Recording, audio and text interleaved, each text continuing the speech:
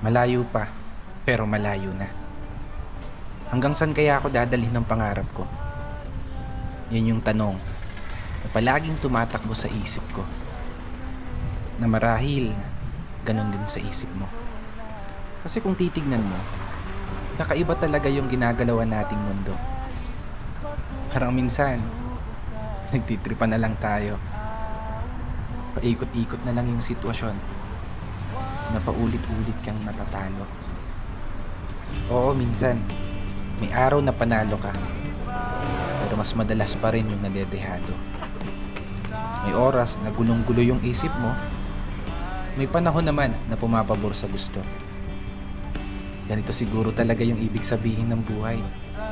Hindi perpekto ang tempo at lahat nakaayon lamang sa tiyempo.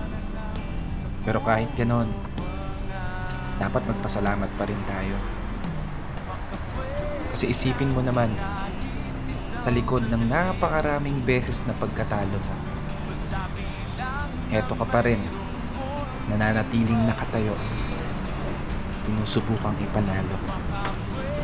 Bawat laban na ikaw lang yung nakakaalam. Mga pagsubok na araw-araw mong pinipilit lampasan, na sa bawat pagpihit ng kamay ng orasan, taglay mo ang lakas ng loob na hindi matutumbasan.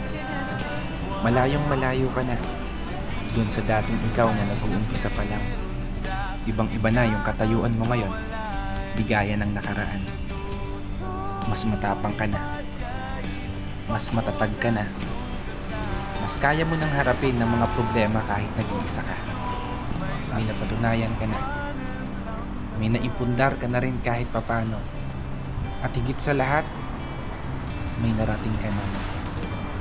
Malayo pa, pero malayo ka na. Kaya ituloy mo lang ang paglalakbay hanggang sa marating mo yung dulo. Paulit-ulit ka mang matalo, matumba, madapa. Diretso ka lang ayon sa plano. Pero sana, lagi mong tandaan, hindi kong payo. Huwag mong kakalimutan palakpakan ang sarili mo para sa mga laban na tahimik mong naipanalo. Kaya isang pagpupugay para sa mga taong patuloy sumasabay sa hamon ng buhay. This is your brother Matt for today's video.